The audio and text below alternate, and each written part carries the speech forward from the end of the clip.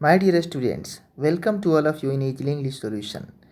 आज हम पढ़ने जा रहे हैं fire and ice.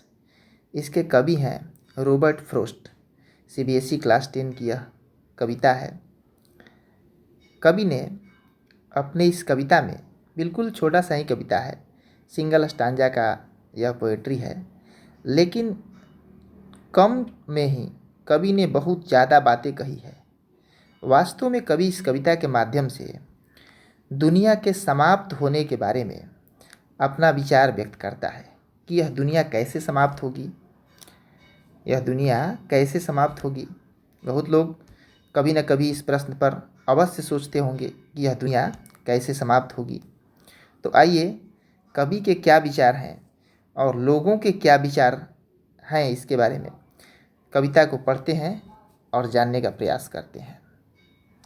Some say the world will end in fire, some say in ice। देखिए, कुछ लोग कहते हैं कि यह दुनिया आग के द्वारा समाप्त हो जाएगी। आग के द्वारा यह दुनिया समाप्त हो जाएगी, चाहे जैसे भी आग कारण बने। आग के बहुत सारे मीडियम हैं। तो कुछ लोग कहते हैं कि यह दुनिया बर्फ़ के द्वारा समाप्त हो जाएगी। अब देखिए, यहाँ पर ये तो लोगों के विचार हैं। लोगों के दो मत प्रस्तुत किया कवि ने।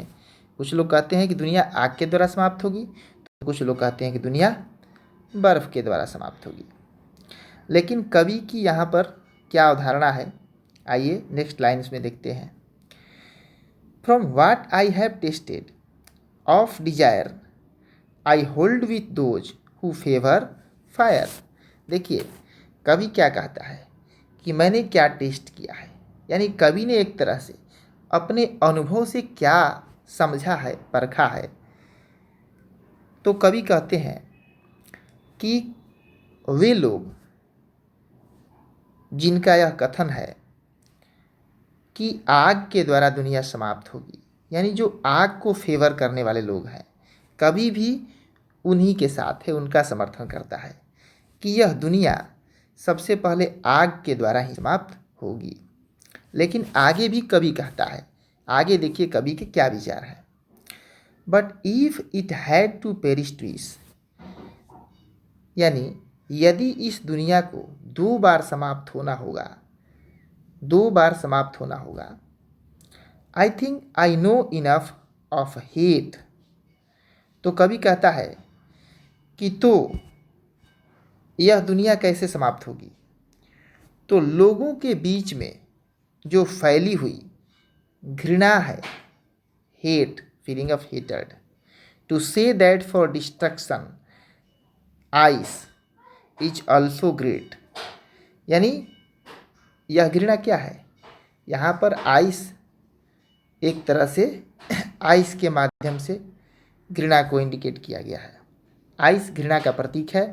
और जो ऊपर फायर आपने पढ़ा, आग, तो आग क्या है, मनुष्य के विनाशकारी सोचों का प्रतीक है। यह मनुष्य के विनाशकारी सोचों का प्रतीक है।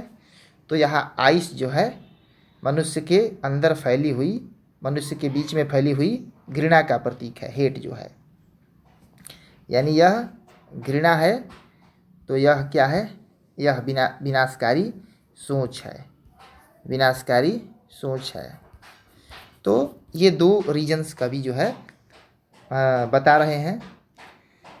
तो कवि लेकिन दूसरी बार क्या कहते हैं, पहली बार तो कहते हैं कि वे लोग जो मानते हैं कि आग के द्वारा यह दुनिया समाप्त होगी, तो मैं उनका समर्थन करता हूँ।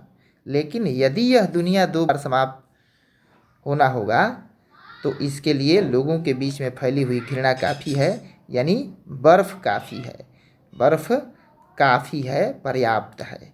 इसका मतलब है पर्याप्त, बर्फ़ पर्याप्त है।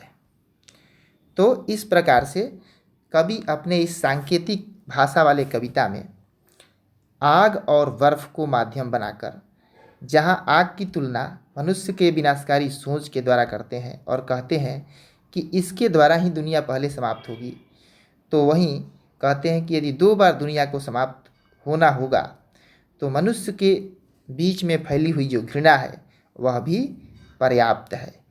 क्योंकि लोगों के बीच में यही दो धारणाएं हैं कि यह दुनिया आग के द्वारा समाप्त होगी और बर्फ के द्वारा समाप्त होगी, यानी विनाशकारी सोचों के द्वारा समाप्त होगी या घृणा के द्वारा समाप्त होगी। तो मैं आशा करता हूँ कि अच्छी तरह से आप इसका अर्थ भी समझ चुके हैं और अच्छी तरह से इसका जो सेंस है, प्रत्येक कविता में जो एक पैरेलल सेंस होता है, तो आप उसको भी समझ चुके हैं। बहुत बहुत